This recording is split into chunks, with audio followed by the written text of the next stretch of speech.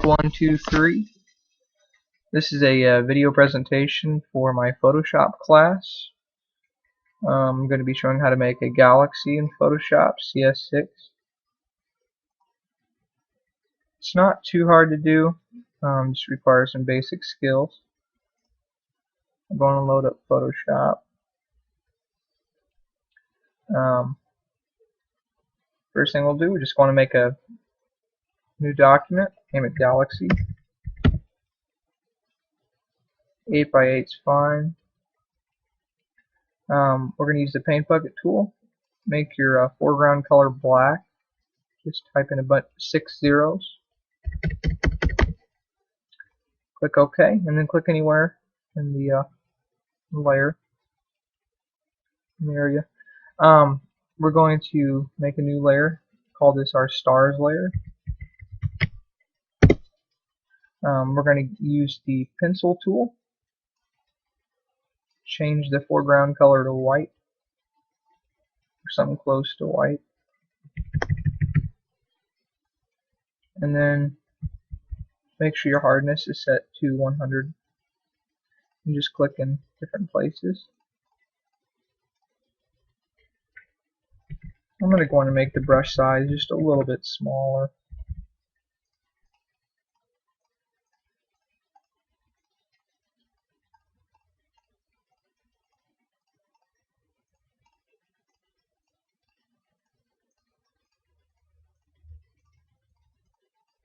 Alright, now to make some more stars, we'll drag that stars layer to the new layer and copy it. And we're going to take the move tool and just drag over the stars. And then right click that top layer and merge down. So we have all that on our one stars layer, and you can move it around whatever you like. We're going to make a new layer. We're going to name that white. Press enter. And then we're going to get our brush tool and make sure your hardness is set to 100 for the time being. And then we're just going to take from the top down, drag 2 white lines from the top down, and then we're going to fill that with white with our brush. It's a lot easier than you think it would be to make something like this. Alright, we're going to make that brush a little bit smaller, and we're going to change our foreground color to like a dandelion yellow. And click OK. And then we're going to bring our hardness down to about 5 or 6.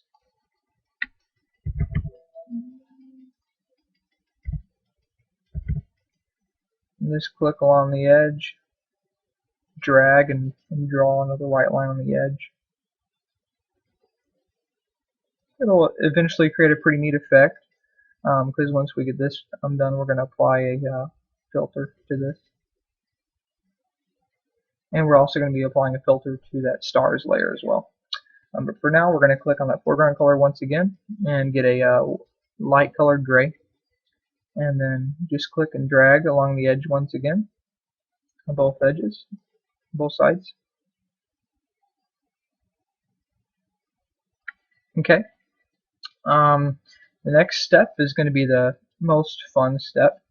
We're going to start applying some filters. So we're going to go make sure that white layer is selected. And we're going to go up to filter, and then we're going to go up to distort and twirl.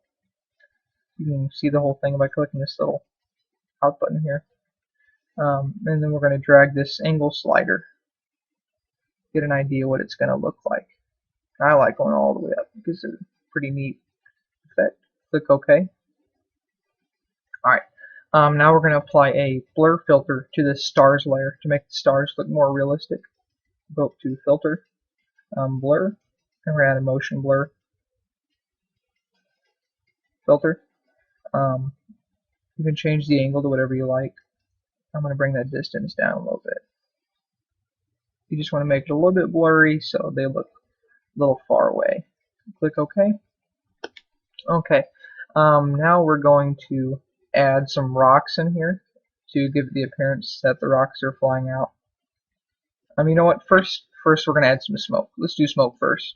Make a new layer, name it smoke.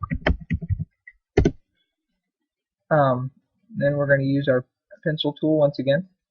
We're going to change our foreground color to white. Click OK.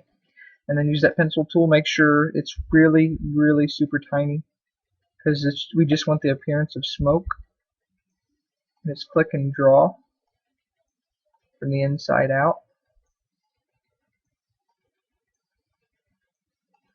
We're pretty much just doing this so we can do our layer styles, do blending options.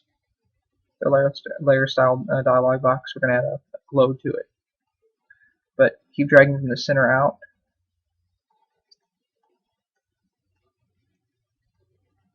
And then from the center you can draw a little circle if you want.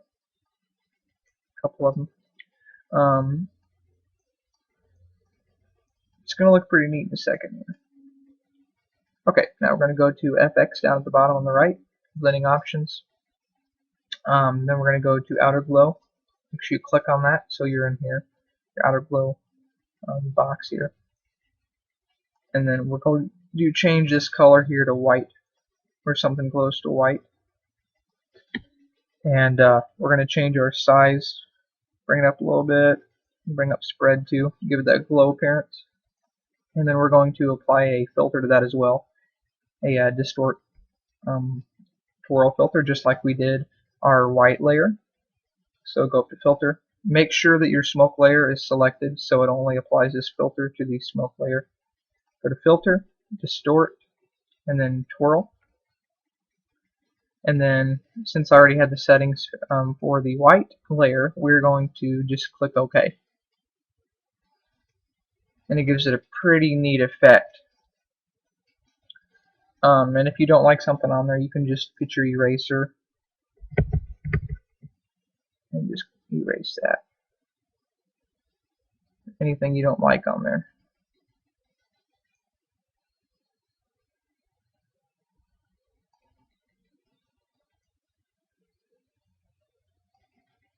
Okay. Alright, now we're going to add our rocks. So I have a rock picture that I've already downloaded. Just about any rock will do. Make sure they're not colorful rocks. If they are, you're going to have to change them to black and white. So I would recommend getting just a regular black rock or gray rock. Alright, so I'm going to open that up real quick. And we're going to use our magnetic lasso tool and just select a couple rocks that we like. I'm going to go on and select some of these in here.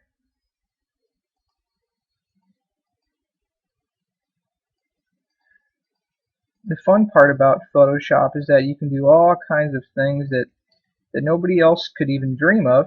With a little bit of imagination.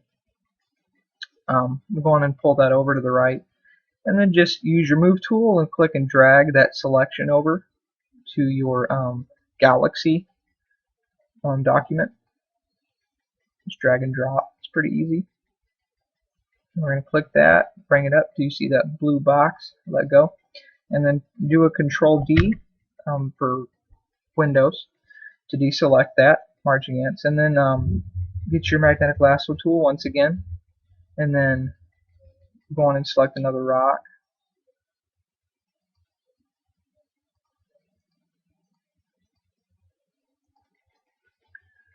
And then we'll go on and get our move tool again.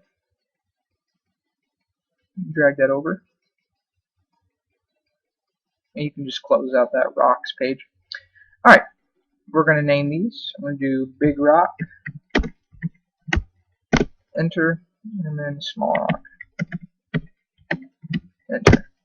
Alright, on the big rock layer, make sure that's selected. And you can use the move tool to move it around to wherever you like it. I'm going to do Control T to transform it.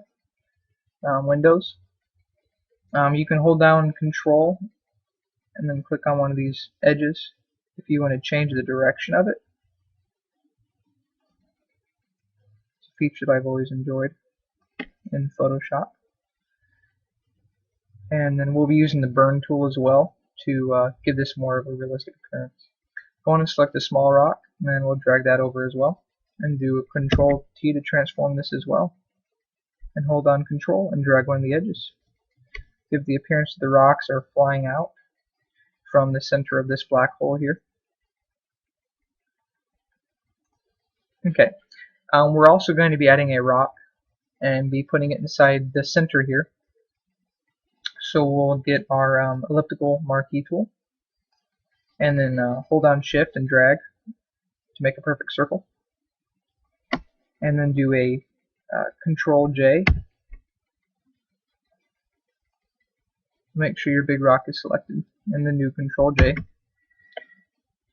We're going to name this circle or whatever you want, sphere.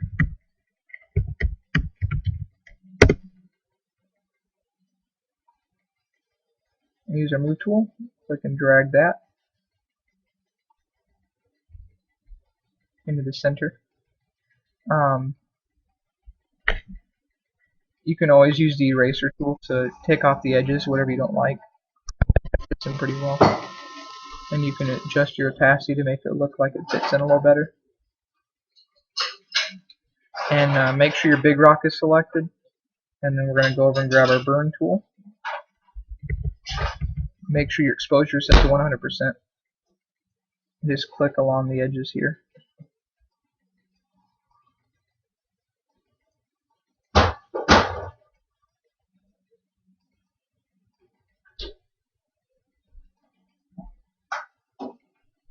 Grab your small rock layer, click on it, and then click drag.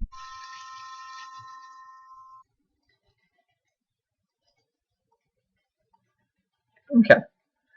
Now we're going to get a move tool again and position these a little better.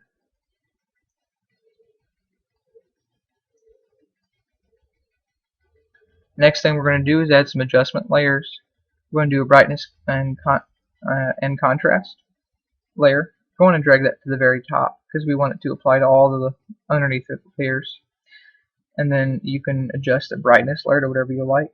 I'm going to bring it down just a little bit. And I always love a bunch of contrast. Bring the contrast up. And then you can bring that down. And then we're going to add a color balance adjustment layer. Make sure that is to the top as well. And then I'm going to add a blue tint to this.